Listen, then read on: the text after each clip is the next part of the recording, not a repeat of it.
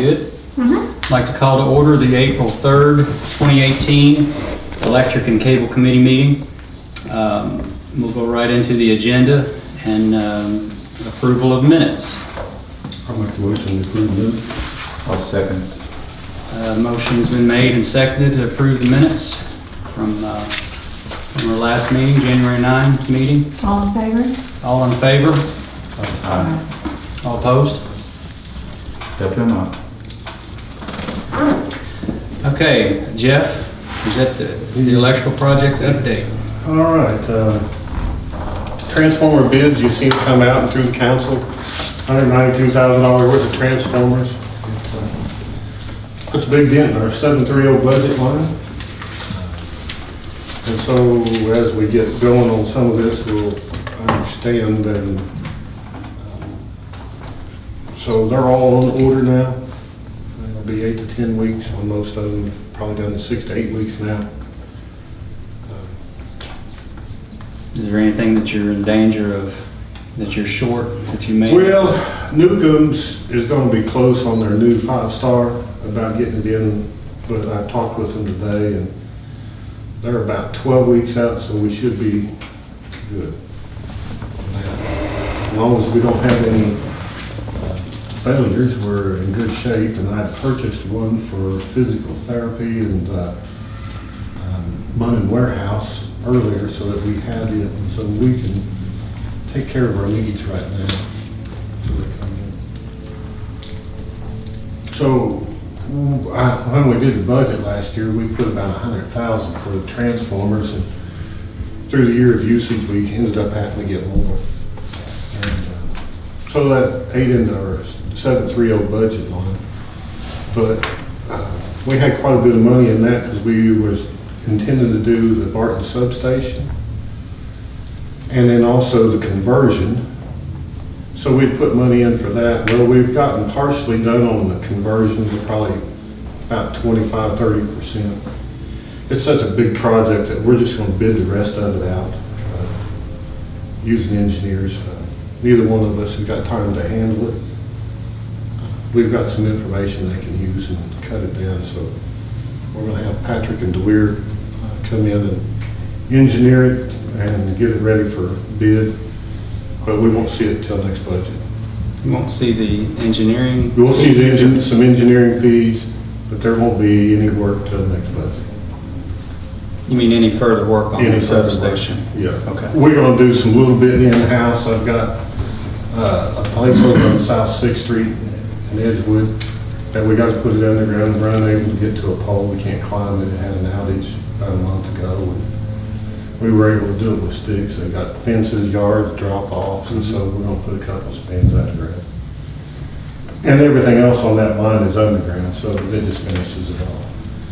And then over on Pioneer Pass and Cathedral Manor, we got one apartment building that when we change the pole out, the primary is direct buried, and we can't get it to the new pole, so we're going to have to dig it all in. So those are the two things that will come out of some of the other project money right now. And then you'll also have the project money that will carry over. There's not going to be much left. I think what we figured about $75,000 going to be left right now from now till July in that. But KU has not got the purchase of the land at Barton, so they cannot do their substation yet.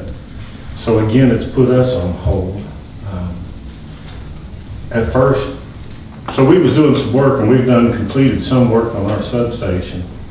And then they come back and said, we can't do that over there, we're going to have to find another place. So we offered our piece of property there to put their transformer and a couple other breakers. And then we would share the cost of that station. They don't believe it's enough room, so they're kind of looking at maybe purchasing those storage buildings next to the substation. And then there's another piece of property on Pioneer Pass that could possibly work. So we have got to talk with them a little bit more on some of that and see where they're at. So right now, everything's on hold. But we want to go on and do conversion, so we have put money in for the next budget year for the conversion part of the substation. And then we also put in money for a substation should KU figure out what they're gonna do. So we don't know, but we put money in that way. We don't know what they're gonna do. But by doing the conversion, it really helps us system-wise. So now we can actually move load to pool substation should there be a failure at Barton, which we're unable to do right now. So the work is needed on the conversion part anyway, whether Barton gets done or not. So the conversion you're talking about, you mean to the higher voltage? But that's not dependent upon KU to finish their. Not really. substation. They initiated it, we didn't. We was gonna leave it the way it was and just So update our the substation. higher voltage is there. You're not dependent on any.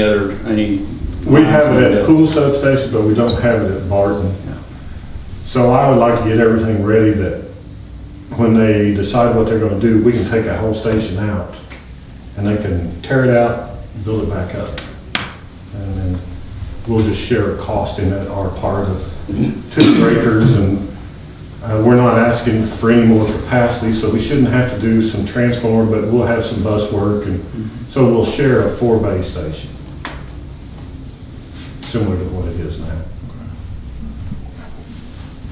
So you'll see that in the budget when you get to those, and you'll see these numbers, and you'll wonder why it was in this budget, and then turns around and it's in the next budget. It wasn't because of us not getting the work done, it was KU causing that. Now, did you say KU is going to supply all the labor as relates to that station, or we're gonna have? So if it's a $200,000 station to build it, they'll probably spend $100,000 and we do the other 100, because they'll take 2 bays and we take 2 bays. And so we'll just kind of split that cost more than likely. So all labor, they'll do all the labor, That's, okay. yes. And Which they then- currently do anyways. They do all of our maintenance as well for the other substations, so it'd be part of that. So in our budget also, we have a maintenance fee for them to maintain the stations throughout the year and do all the checks. So what'll the net effect be when that project's complete?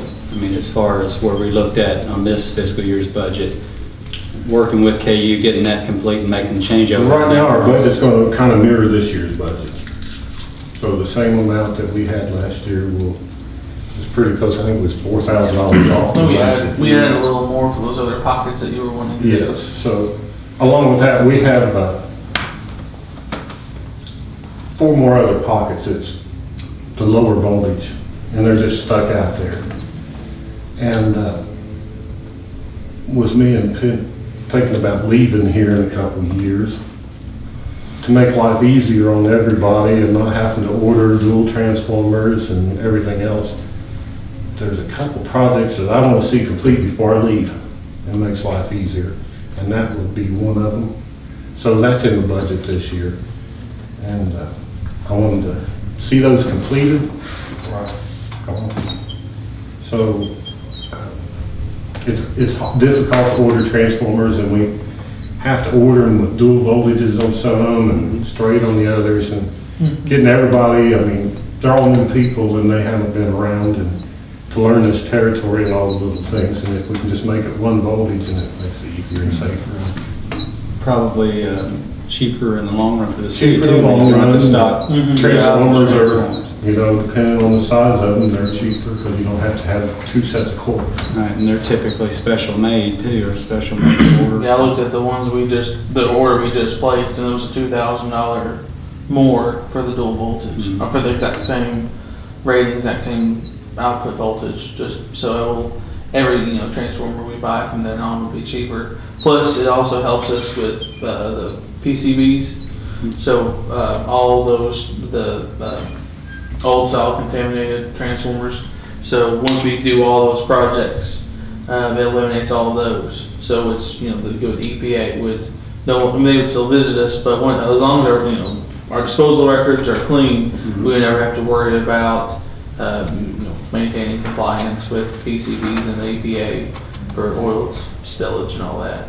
So we have that. Unless you have a change out of an older. So we got about 30 units That's all left in our system. Okay. And they're in all these different pockets, they're all the older ones, and we get rid of them 30s and we don't have to worry about the PCDs no more. Which frees up we have a special storage area at the shop. We'd be able to do away with that, just have our records for the EPA, but everything else as far as maintenance wise would be done. Gotcha. Okay. Anything else on that front? I think that's really the completed part, since I want to hear about some of the other stuff. So. Anybody else have any other questions or concerns? Okay. So we can move on to the cable internet projects update. I think so. Sorry. Yeah. We are finishing up. Well, we're signing people up now for Shoemake Lane, Conger Road. We've been signing people up for a couple months now, and then also the last area that we activated was I listed as Hurricane Hills, but includes all that kind of Wilson Creek, Madison, Thompson Domes, Hurricane Hills area. We've got a lot of signups out that way. As soon as this weather finally stops raining, we'll be able to finish that area. I know I still get requests and calls from people on the other side of the lake, which is about 20 people. So do I. They call everybody, and they're, I understand their frustration because, the other side of the lake's had it now for, several months. And I mean, it's, me and Mike Pyle and the project manager for the contractor, have been out there and you step out of your truck and you just sink.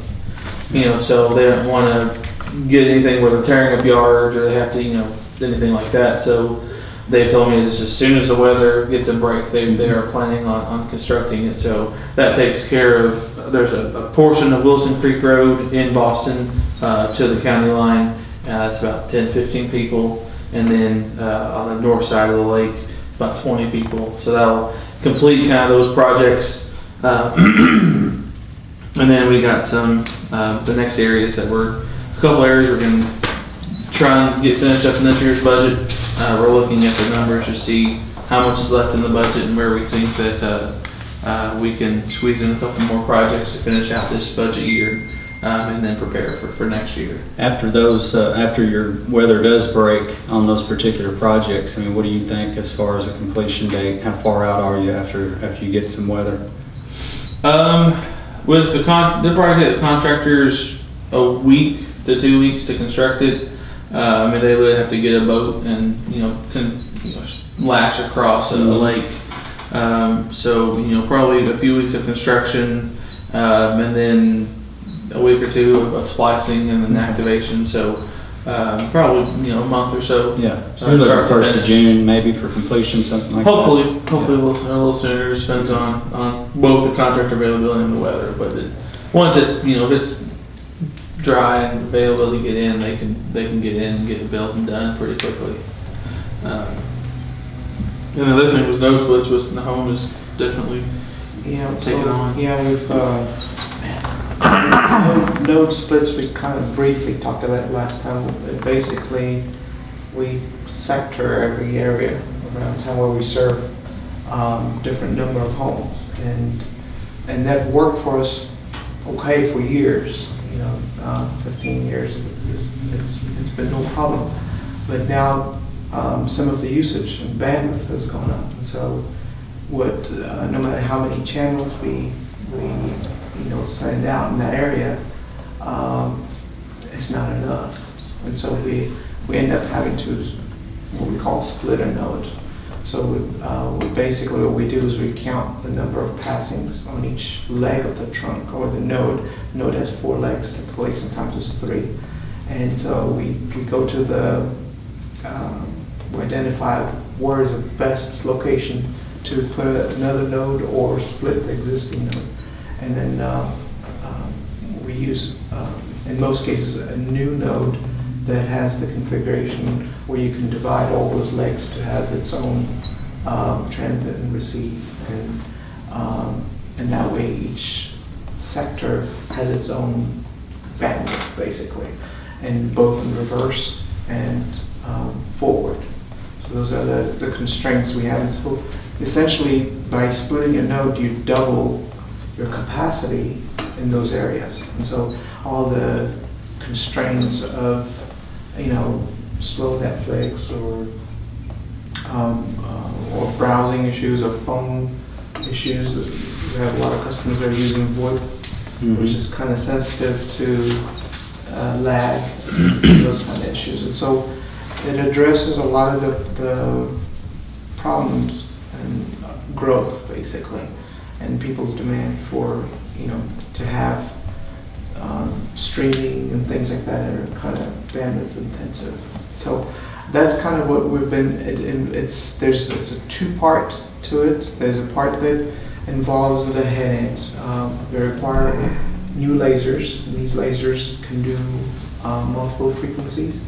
And so that's kind of how we're able to use the same fiber instead of, taking up additional resources out in the system. We use the same fiber, but we use a different lambda, a different frequency to split that node into 3 or 4. Is it, in my old tech terminology for me, you can tell how far back I go with that type of thing. Is it like a multiplexing thing where your laser is actually, it's multiplex? That's correct. Okay. So we use the fiber. For many years, we've just used one frequency out of that. And the advantage of a fiber is, it has the capability of using the same fiber at different frequencies and kind of increase your capacity. Mm-hmm. It has some modern works where you can't use those frequencies, but there's 64 other channels you can use. And so it makes it very efficient. How far do you think in the future is that going to be viable? I mean, is it something that, is this going to carry us 5 years? Is it going to carry us, I know technology is progressing so fast and people are streaming and wanting those services, is that something that's going to get us out of any major type of cabling installation? Yeah. Or it's hard to predict a little bit, but it should carry us far enough that there will be other technologies available for us to use. Fiber to the home being one option that we already have deployed in the county. So these kind of before we tackle on converting the whole city into a fiber city, this allows us to extend the life of the coax. Okay. To maintain and be competitive with what's out there right now.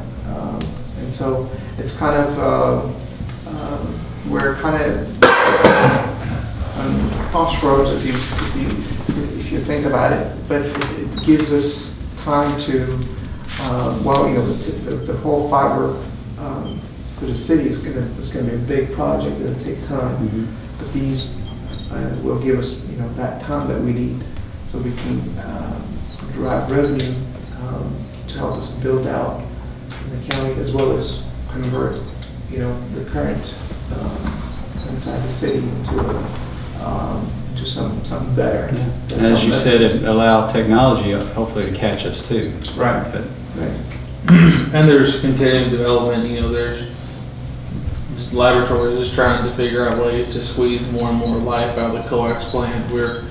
Our current modems operate on what's called DOCSIS 3.0, which no one was talking about, kind of squeeze the life out of the modem. There's now DOCSIS 3.1, which can squeeze, you get a different style modem and squeeze even more out of it.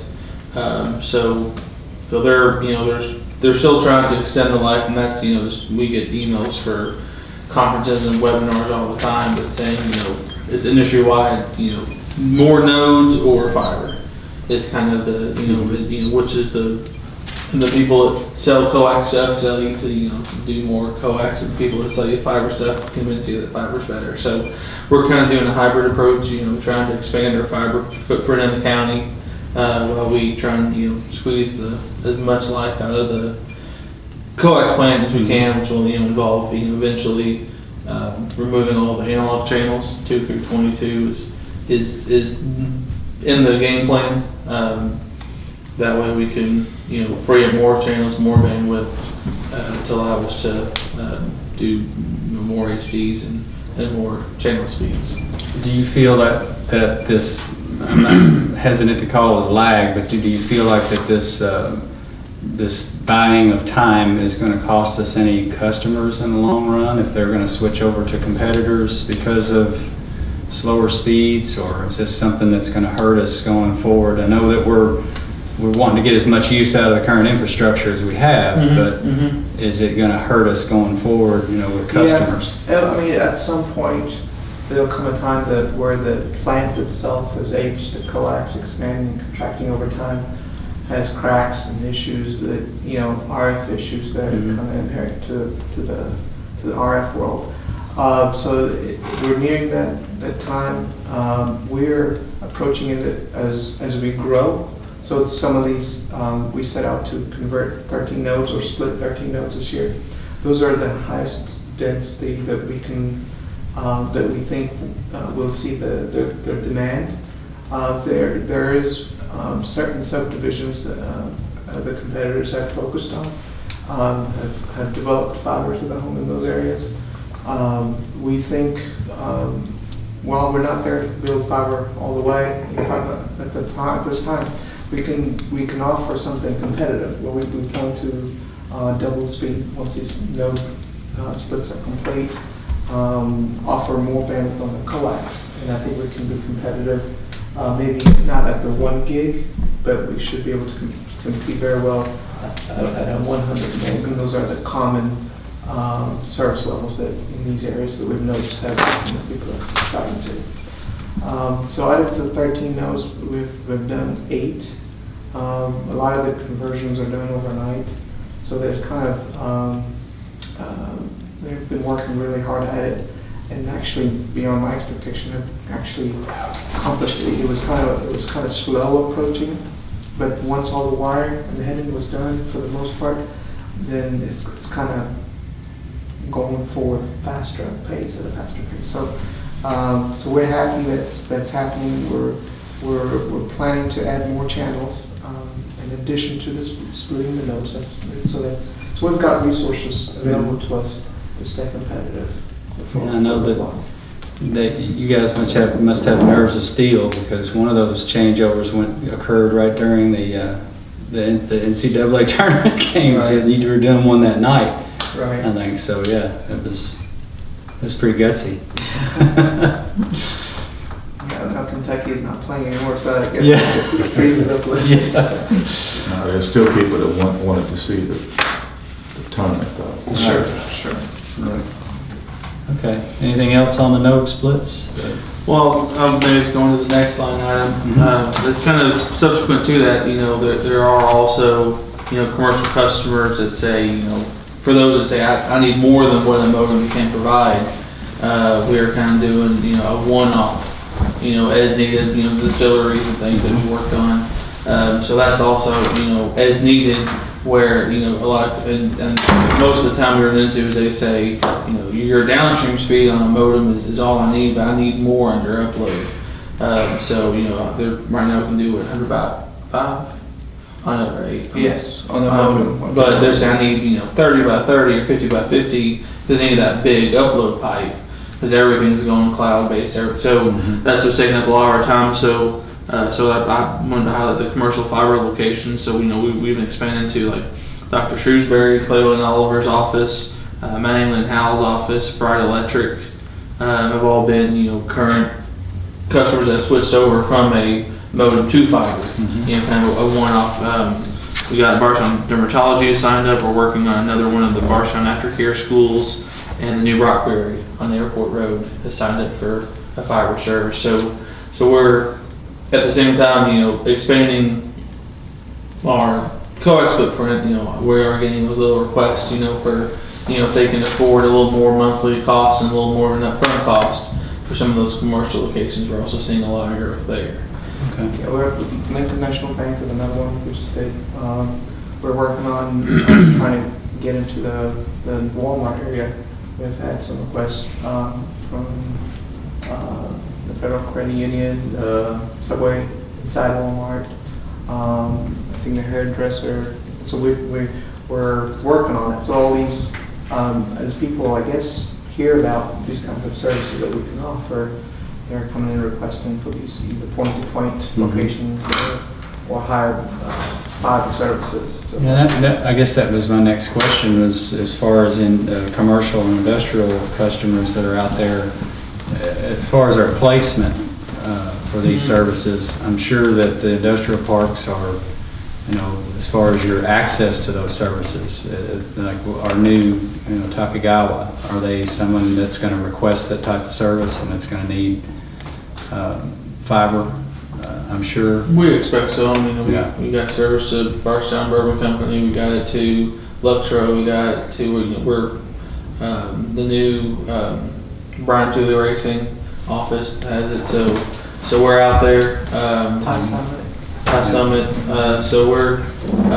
So all the industrial parks, you're pretty much covered, or that's part of the sales pitch, I guess. If you're looking for new businesses, that's something that we can. Right, yeah, That's any, available. and it's, some it's easier than others, so we've kind of built anywhere that's close to our fiber footprint, so, some of the doctor's offices are for service and they are, they have a fiber run that we can tap into right next door to them, but others, are a little more expensive, so, Okay.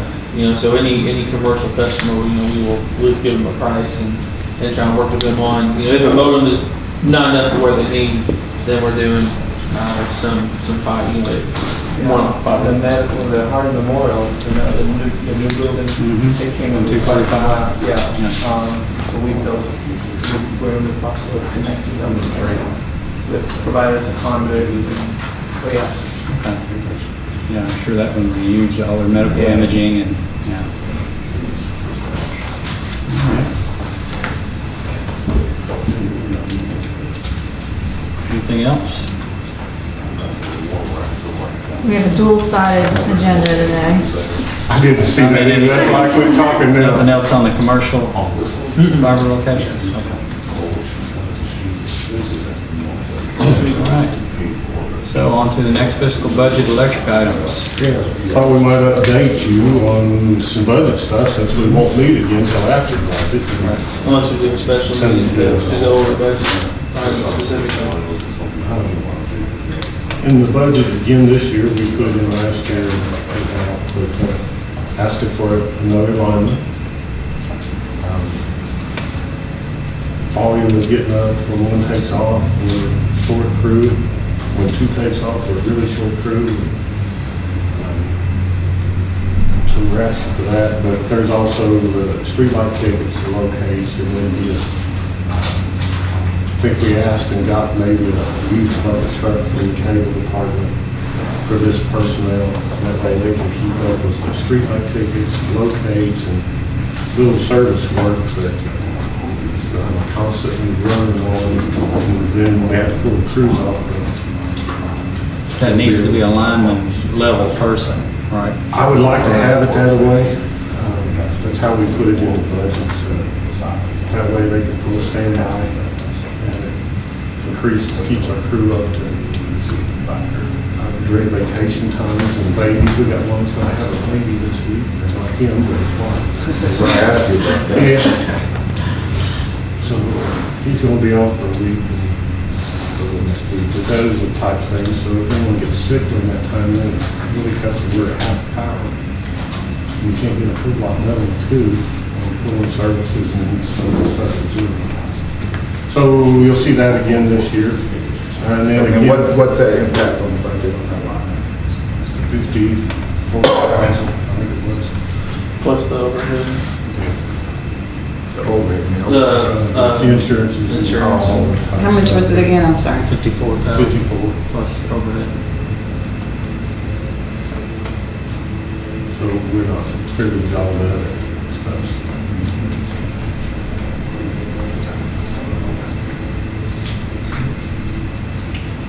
Construction projects are kind of run across some of those. So that was the, out there at Rogan's Trailer Park in Bourbon Downs, that area. Over behind Patrons, Reardon, that's the other area. Purslane is another one that's a short one. And, I think that's it, along with all the south end of town. So those are the main construction projects. we'll have some money in there for expansion of Lincoln Way and between Riggs and Morton. There's always more that's going in, so we've got enough electric to take care of where the new physical therapy and the urgent care and a couple other spots down there, but if anything goes across the road, then we'll do construction again. So anything that goes on some of that Mullins are gonna have to pay some of it there, or the developers, so they do all the ditches, but we provide everything else after that. So the developer is responsible for all the excavating, and then the city provides everything else. So we have to plan for the future, and we don't know if it's going to be a small place or a big place. But we've got capacity that we're going to take all the way through, so handle the big box store or 50 homes that goes out there or whatever.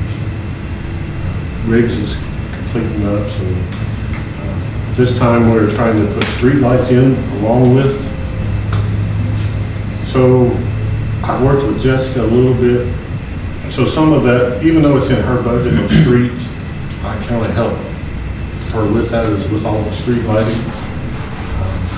So we put in for some street lights for some of the annexed areas and also the expansion there. But I know you had mentioned about LED lights and doing that. So in this budget year, I wanted to do some more lighting LED wise and do an area.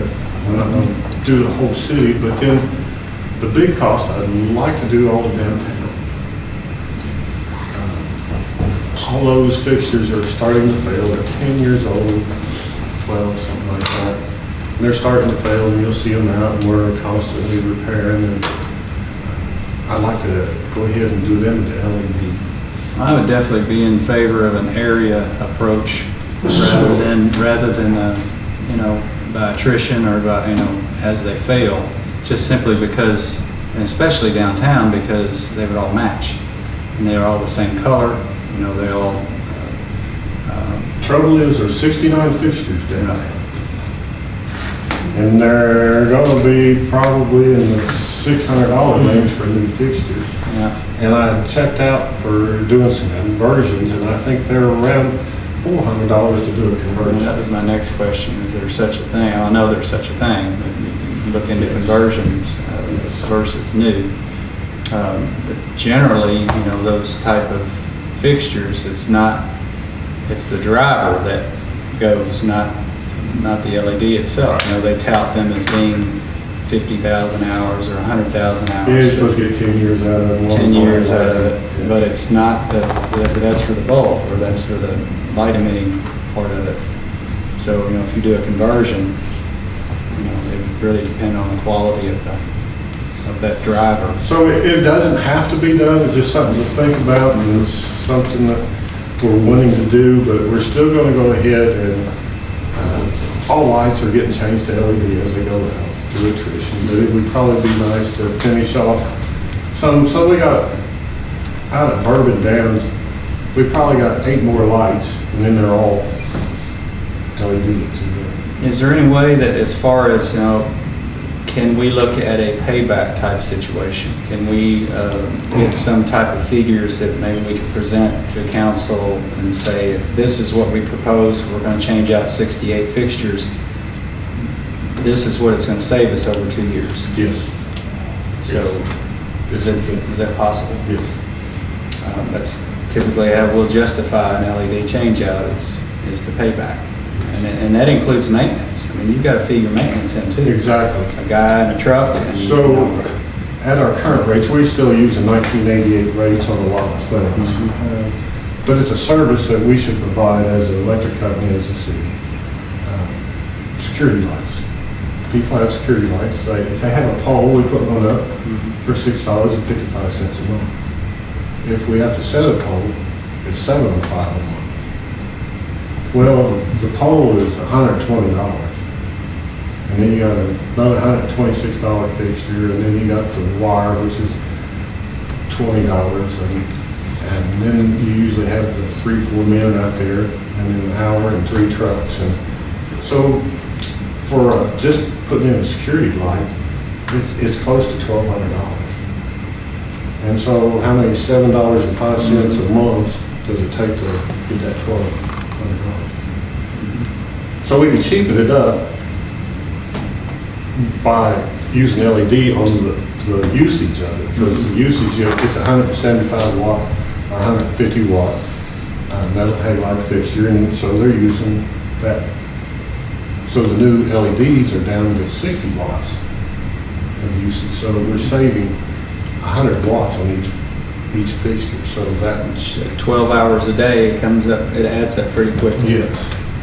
And so we can see a payback, especially when we don't have to go back. Because we know in 2 years, we're going to be back replacing the bulb in the other one. And if these last 10 years, we won't be back. So there won't be any reoccurring cost to it. So that's a little study that we had done, and I don't remember all the figures. So that was one of the reasons the prices come down on LED fixtures. And so it was a no-brainer. Well, I think we help $96 council. for a metal halide, it's $126 for a LED fixture. So, on the security lights. I just think it would be beneficial, if we're looking at a line item on the budget and they want X amount, if that would be nice if we could see, well, here's our payback. It would help justify maybe. I've been looking for some blockchain. grants, and I was late on a couple of them after I found them, so there's some grants out there. For that conversion. Those type things, some of the cities have got them, and they've done the big project, and they had to put in so much, but the grant took care of quite a bit too, so they're out there, I just don't have the time to search grants. I missed one, or a few times. Anyway, so that's some of it, and I'd like to do that, but we'll take a section of the city and work them out, and over the next few budget years, work them out, because gosh, there's probably 1,000 streetlights out there. And it'd be tough, because once you get into some of them, they'll become the $300 light versus the security light, which is $126. So you get bigger wattages. So a 250 equivalent is 139 watt equivalent. And that's probably our most used light. But we do have some 400 watters out there in certain speed zones. So like the feeder man should be all 400. Right. And I looked at that before, and the maintenance aspect of it and just spare parts is usually as much savings as the power savings. So I'm trying to finish off out of this budget, because I forgot, because it's in her budget, and we were trying to figure, so we got to finish off Maple Hill. So we're going to try to finish that off with money that's in her budget. So that's always the hard thing.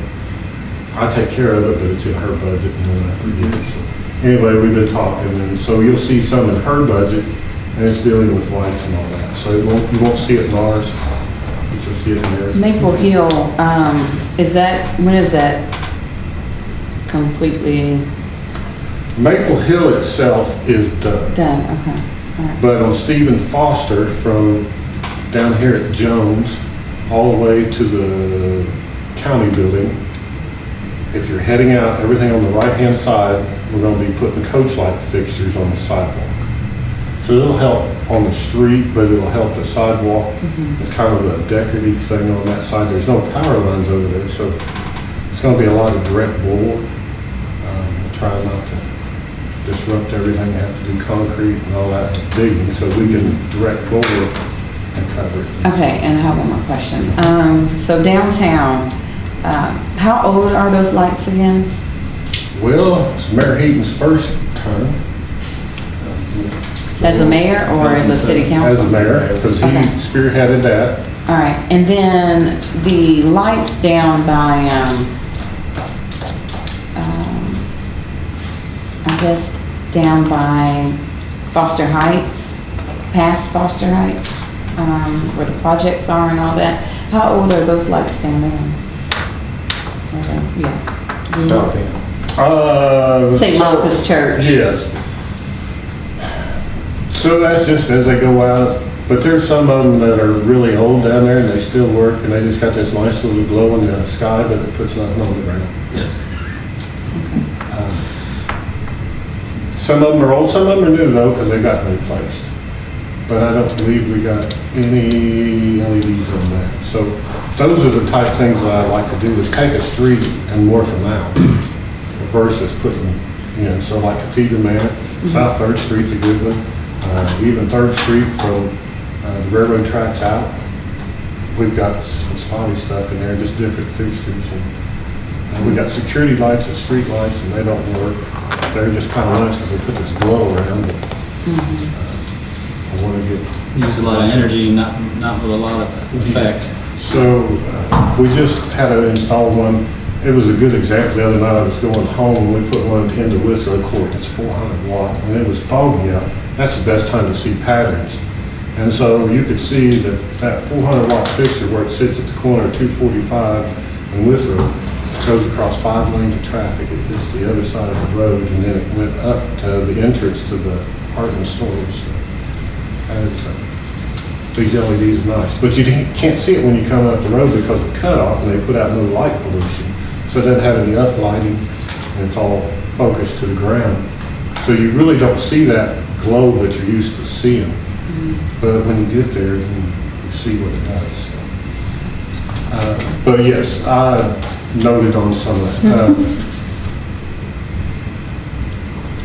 Those areas probably are the biggest energy wasters that we have, I would say, those older fixtures, so that'd be excellent. I was just Actually, we've been working on that in the town, and so I think, now that I think about it, a couple of poles we changed out, they got new LED fixtures on.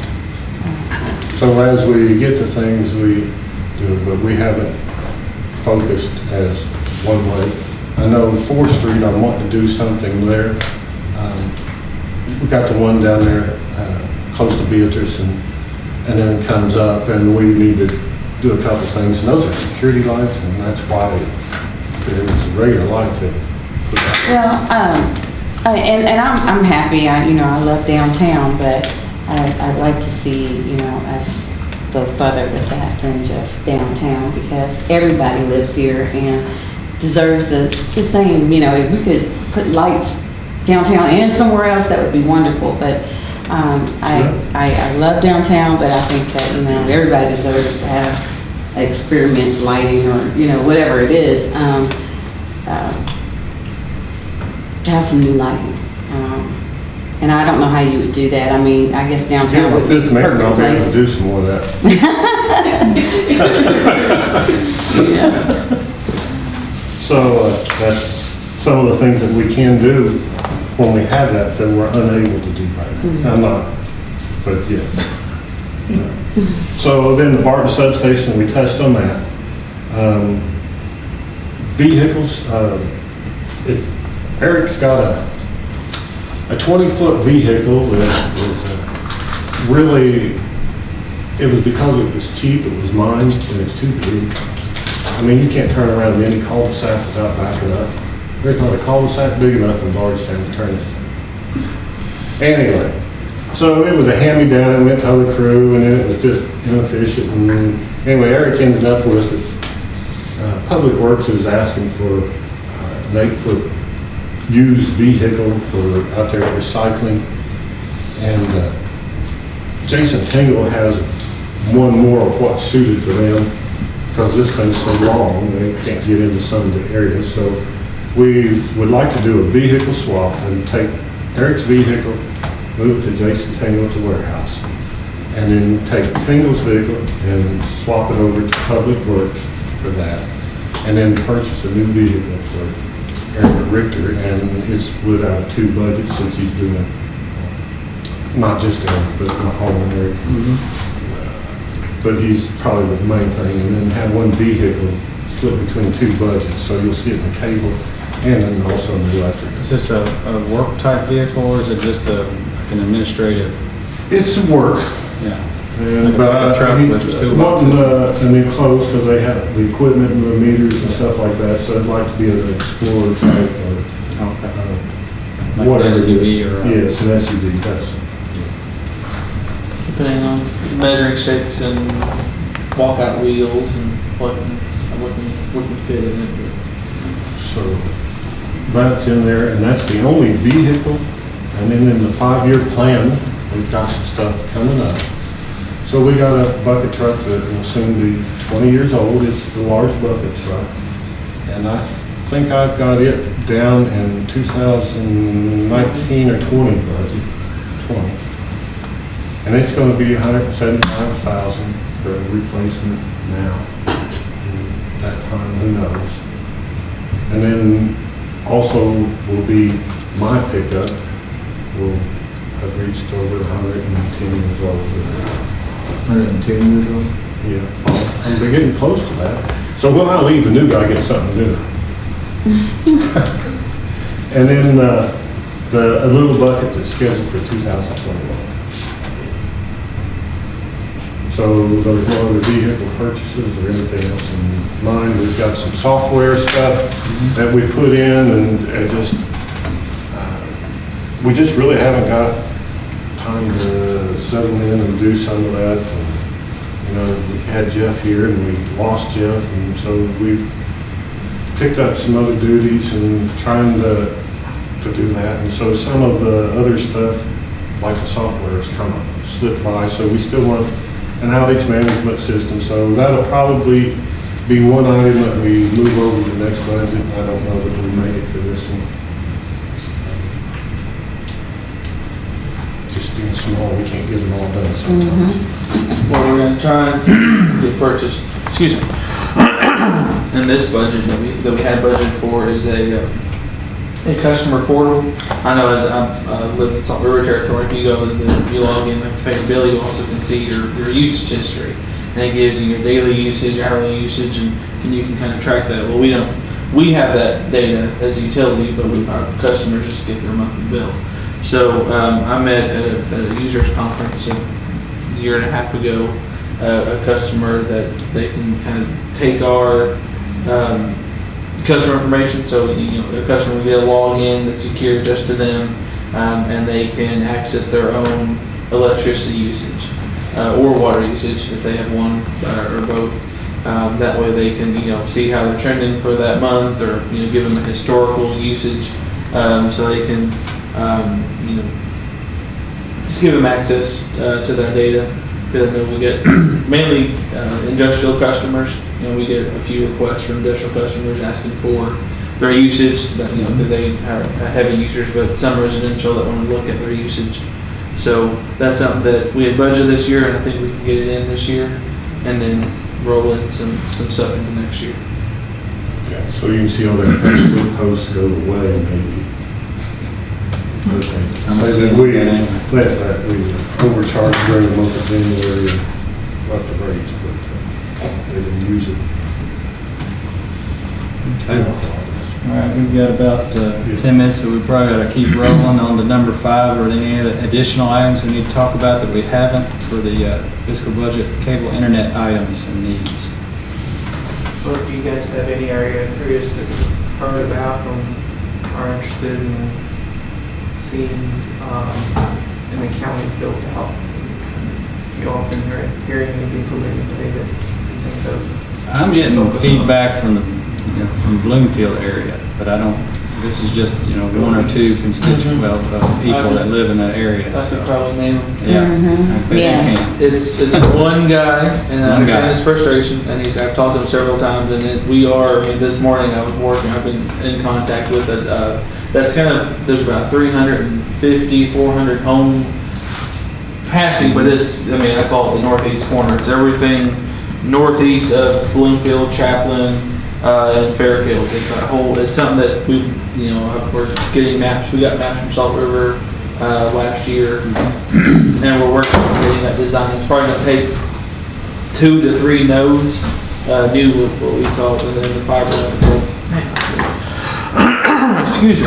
We'll call them BHUBs, a fiber lamp. They're pretty much just like a node. It's just a fiber amplifier. So that's kind of our largest unanalyzed, unserved area. So we're looking at getting a design for that whole area. And that'll kind of finish off our analysis, and then kind of roll that into everything else that we kind of have on our list and see what we're kind of just putting I think what, 250,000 is what we're proposing. We'll see where the mayor takes it. We're kind of budgeting, for expansion, and then we'll have that design, we can kind of analyze and see where that kind of falls in. And it'll probably be, what we tend to do is pick the whole area and then kind of break it into pieces. Where we optimize the nodes, where do we have to build to get to there, and kind of extend off of it. So that area is under design and to be analyzed shortly after. Realistically, what are they looking at? Because I know, It's not what he's thinking.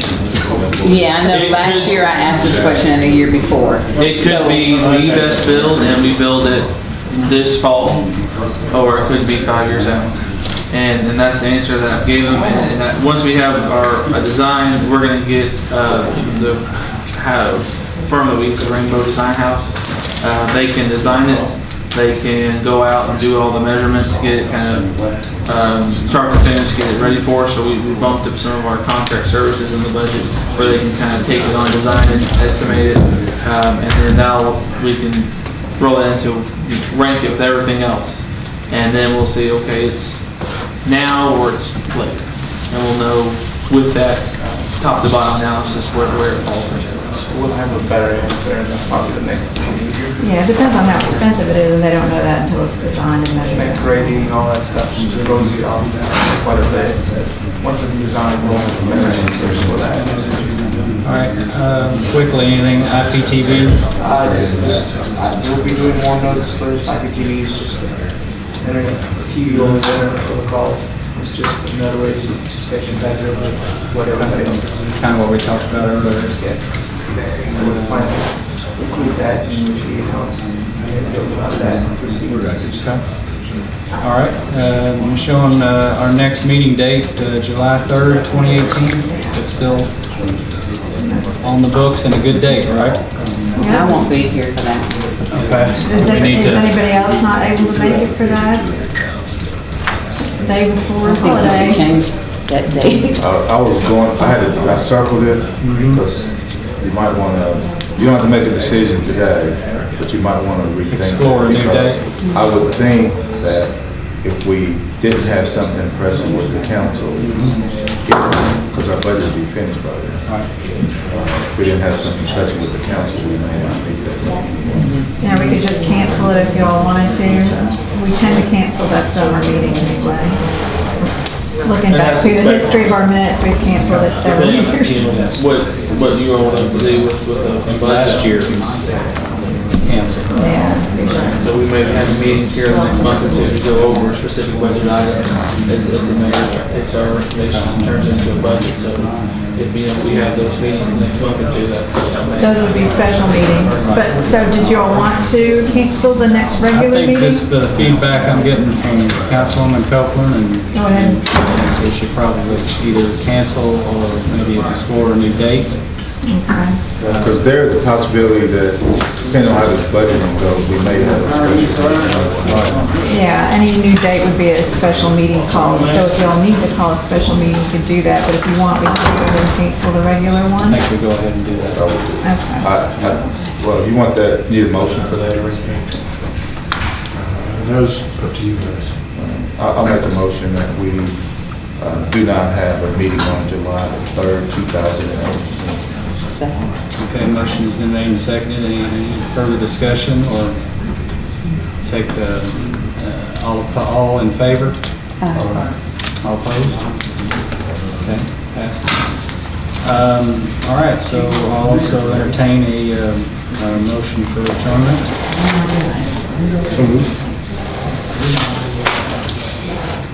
Anybody second? Second? Second. All right. So,